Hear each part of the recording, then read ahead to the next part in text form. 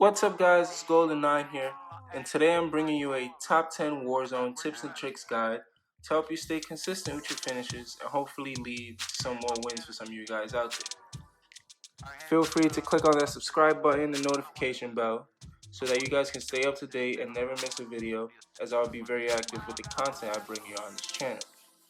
Without further ado, let's get into it.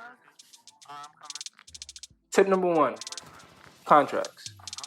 Now, contracts are going to be your best friend, as when you start off the game, you generally want to grab as much cash as you can. You get your custom loadouts, as well as your perks and everything else that'd be necessary to start in the game. Well, doing the scavenger contracts are a great way to not only rack up cash, but get set up with very good early game guns to help push you forward in the early stages. Recon missions are a must as well, as having a general idea of where the next few circles would play out would be helpful as you set up and game plan for what your next moves will be. And with that being said, that brings us into tip number 2, playing the circle. You see many people nowadays just landing at certain spots on the map or their favorite little towns to land in. But honestly, none of that really matters until the first circle closes. Once this happens, you can start to see the sections of the circle that will close before some others. And that right there can be a key element to how you game plan and work the circles going forward. Now, gas mask and full shield are a must-have, as you want to be prepared for anything and everything that comes along with riding out these circles. Tip number 3, choke points. Now, what comes along with playing the circles are creating choke points. Like, let's say, for example, you see an enemy team running to avoid getting caught in the circle. What you want to do is predict where you think they are heading to, and in that direction, set up a choke point, where they will not only be unaware of you being there, but run right into an ambush while having the circle push up at their backs.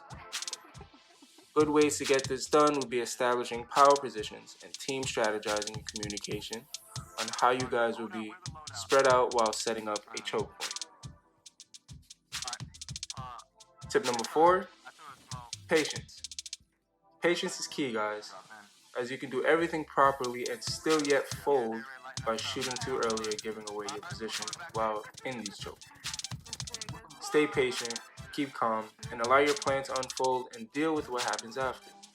Staying calm and hitting those very important first shots are huge as to how successful you and your team will be while in this created planned ambush. Tip number 5, self-revives. This is pretty self-explanatory, as having self-revives are just key to buying not only yourself time, but your teammates time to complete the gunfights and to come help you back to your feet. Tapping the self-revive can be helpful as it will start to revive you, but then when your teammates come to get you, it will start from where the self-revive has left off, and you will be able to keep that self-revive as it has not been fully used. Tip number 6, quick thinking, guys. Being able to think quickly and while under pressure is make or break for those very important endgame circles. The quicker you and your team are as a whole at being able to come up with choke points and power positioning, the better your outcomes will be while entering the later stages of the matches or winning those much needed gunfights. Tip number 7, loadouts. Now, after having done the early scavenger recon missions, you should have enough money to purchase a second loadout before entering the danger zones of the final circle. This is where you get your endgame perks and setups to help you close out the game. Now, some perks that I favor heavily would be EOD for sure, as RPGs and C4s will cause plenty of damage when used against you.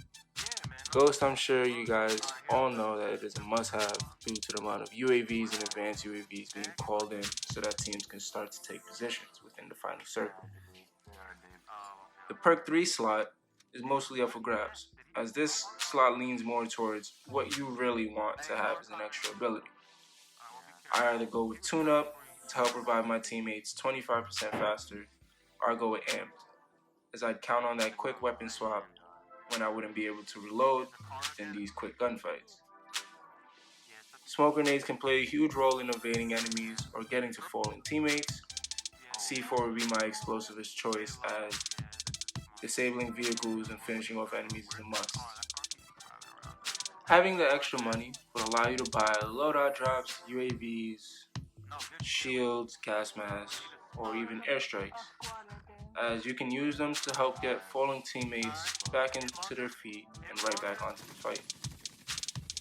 There is nothing worse than winning your gulag and dropping into the 4th or 5th circle with a pistol. That's the equivalent of running around with a whistle on the battlefield. You know, like it's just pointless. Tip number 8: escape routes. Having a vehicle ready to go can be useful for evading gunfights and getting into the circle late game. Not only can you get quickly from point A to point B, but you have an immediate form of cover, as you can hop out and get behind a vehicle or even use it to block entry points and create choke points.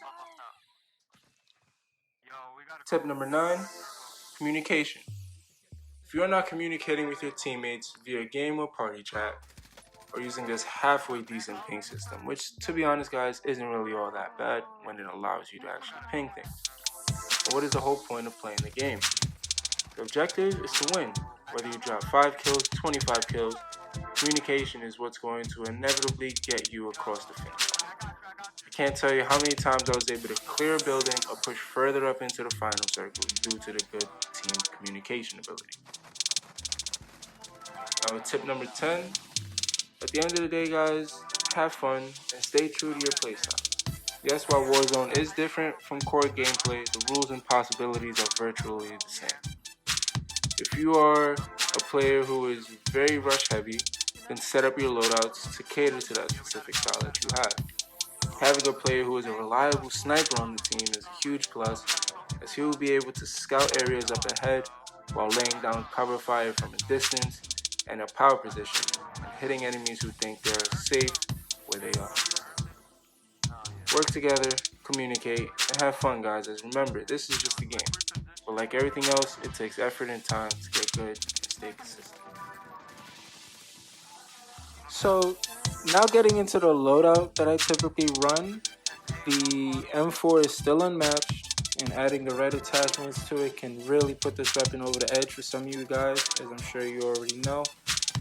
Running the monolithic suppressor and the PBX hollow sight gives you solid addition to stealth and accuracy, while pairing that with the Ranger 4 grip, 50 round mags, and stipple grip tape.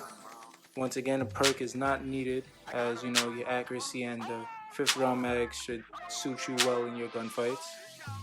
But always having a sniper on the team as well, you know, serves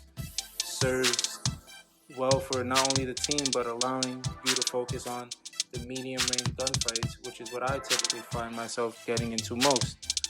Using a holographic sight or thermal would be highly recommended for the M4, while your secondary should be used for mainly sweeping up falling enemies or clearing buildings like a submachine gun or a shotgun and stuff like that.